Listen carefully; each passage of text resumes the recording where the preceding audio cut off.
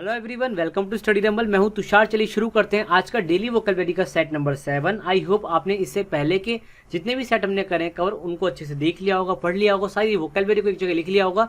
अगर आपने ऐसा अभी तक नहीं किया तो इसमें देखिए आप ही का घाटा है। एक बार सारी वोकैबुलरी को लिख लीजिए, एक जगह रिवीजन कर लीजिए उसका, उससे आप ही को बेनिफिट होगा। ओके। एंड काफी दिनों से बच्चों की रिक्वेस्ट आ रही थी, जब से हमने वोकैबुलरी का सेट शुरू किया उसी के 2 दिन बाद से रिक्वेस्ट आनी शुरू हो गई कि सर थोड़ा सा इंग्लिश का वेटेज आप कम कर दो, हमें इतनी इंग्लिश समझ में नहीं आती है। काफी सारे बच्चे ऐसी डिमांड कर रहे थे, तो मैंने ऐसा फिर फैसला लिया है कि हम ना कोशिश करेंगे कि 50-50 रखें इंग्लिश और हिंदी दोनों का। ठीक है, जितना मैं इंग्लिश में बोलूंगा उतना ही मैं हिंदी में बोलूंगा, so that everybody will be comfortable. Okay. Now for the PDF you can join the Telegram channel, link of which is given in the description. चलिए अब शुरू करते हैं इस सेशन को without any delay. Okay. So already देखिए पहला word है हमारा squabble. It is a noun, यानी ये एक नाउन है और इसका मतलब होता है अ माइनर फाइट और आर्ग्यूमेंट, और you can also say a noisy way of talking to someone, यानी किसी से तेज आवाज में बात करना। हिंदी इसका मतलब ये हो जाएगा कि छोटी मोटी लड़ाई हो जाना, छोटी सी तकरार होना, उसको हम कहते हैं स्क्वेबल। ओके। जैसे एग्जांपल देखिए, भाई बहन होते हैं, भाई बहनों में आपस में तकरार होती है, लड़ाई होती है, फिर बाद में साथ में रहने लग जाते हैं। ऐसा तो ना कि भाई बहन एक दूसरे को जान से मार देंगे, ऐसी लड़ाई तो है नहीं। तो छोटी मोटी तकरार होना, छोटी मोटी लड़ाई होना, उसको हम कहते हैं स्क्वेबल, या फिर छोटा सा आर्ग्यूमेंट हो जाना, उसको कहेंगे स्क्वेबल। यहाँ पर देखिए, यहाँ पर इसके सिनोनिम्स हैं। Here are the synonyms of the squabble: contention, argument, contretemps, quarrel. और यहाँ पे देखिए ये इसके एंटोनिम्स। एंटोनिम्स इसकी पीस यानी शांति, ब्लिसफुल यानी बहुत ज्यादा खुश कर रही, लाइक मन को बहुत ज्यादा खुशी है, उसको कहते हैं ब्लिसफुल। देन एकॉर्ड, अगेन शांति होना। तो these all are the antonyms of squabble. Okay. Now let's move on to the next word. अगला वर्ड देखते हैं। अगला वर्ड है हमारा एग्रीगियस। एग्रीगियस होता है एक एडजेक्टिव, यानी इट इज एन एडजेक्टिव, और इसका मतलब होता है आउटस्टैंडिंगली बैड और शॉकिंग, और something very bad in appearance, so that you can get a shock from by seeing that. Okay, that is called egregious. Hindi में इसका मतलब होता है कोई चीज बहुत ज्यादा बुरी है, देखने में आपको ऐसा लग रहा है अरे हटाओ इसे आंखों के सामने से, वो होती है एग्रीगियस। ओके। यहाँ पे देखिए इसके सिनोनिम्स क्या है।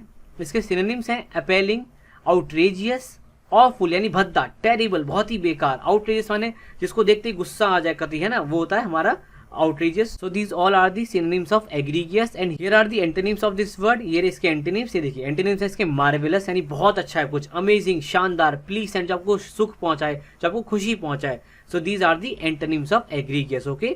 Now let's move on to the next word. अगला वर्ड देखते हैं आज का क्या है. अगला वर्ड है हमारा diaphanous. It is an adjective. ये एक adjective है और इसका मतलब होता है लाइट, डेलिकेट एंड ट्रांसल्यूसेंट. कोई चीज बहुत ज्यादा हल्की है, बहुत ज्यादा डेलिकेट है, नाजुक है, ट्रांसल्यूसेंट है, उसको हम कहते हैं डाइफेनस. अब देखिए डाइफेनस का ना एक पर्टिकुलर यूज होता है. डाइफेनस हम यूज करते हैं शीट लाइक चीजों के लिए. शीट लाइक जैसे क्लोथ्स हो गए, आपके फैब्रिक हो गए, पेपर्स हो गए, तो इस तरीके की जो हल्की चीज है, शीट जैसी चीज है, उसके लिए हम यूज करते हैं डाइफेनस. और इसका मतलब क्या है, कोई चीज बहुत हल्की है, लाइट है, ट्रांसल्यूसेंट है, जिसके आर पार लाइक पूरा नहीं दिखता लेकिन थोड़ी थोड़ी लाइट आर पार जा सकती है, उसको हम कहते हैं ट्रांसल्यूसेंट. ओके. सो वो था हमारा डाइफेनस. यहाँ पर देखिए इसके सिनोनिम्स है, here are the synonyms: sheer, floaty, filmy, thin. Sometimes fade word is also use for, जैसे फेड माने क्या होता है, हल्का पड़ना, तो fade word is also use for diaphanous sometimes. Okay. So just remember that. Okay.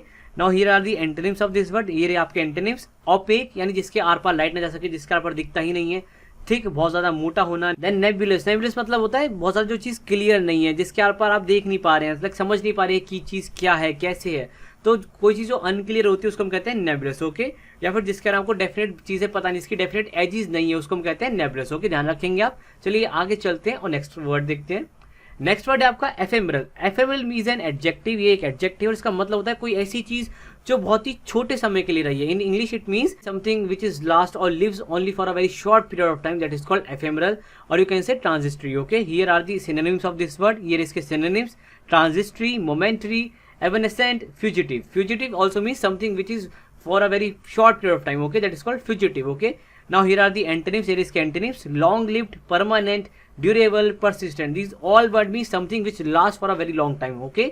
So these are the antonyms of ephemeral. Okay. Now let's move on to the next word. अगला word देखते हैं क्या है. अगला word है हमारा proscribe. It is a verb, यानी ये एक क्रिया है, ये एक वर्ब है, और इसका मतलब होता है फॉरबिड करना किसी चीज को, रेस्ट्रिक्ट करना या फिर प्रोहिबिट करना किसी भी एक्शन को या काम को या किसी पर्टिकुलर सामान को यानी प्रोडक्ट को लॉ के दायरे में रहते हुए, ठीक है, कानून के दायरे में रहते हुए, उसको हम कहते हैं proscribe. It means to forbid something, to restrict something, और to prohibit something whether it is an action और a product in a framework of law. Okay, that is called proscribe. देखिए यहाँ पर इसके सिनोनिम्स हैं: फॉरबिड, एम्बार्गो. एम्बार्गो काफी important है. देखिए इसका मतलब क्या होता है, एक पर्टिकुलर बैन होता है जो कि सरकारें लगाती है किसी एक पर्टिकुलर प्रोडक्ट पे for a very short period of time या फिर for some time, that is called embargo. Then है प्रोहिबिट. ओके.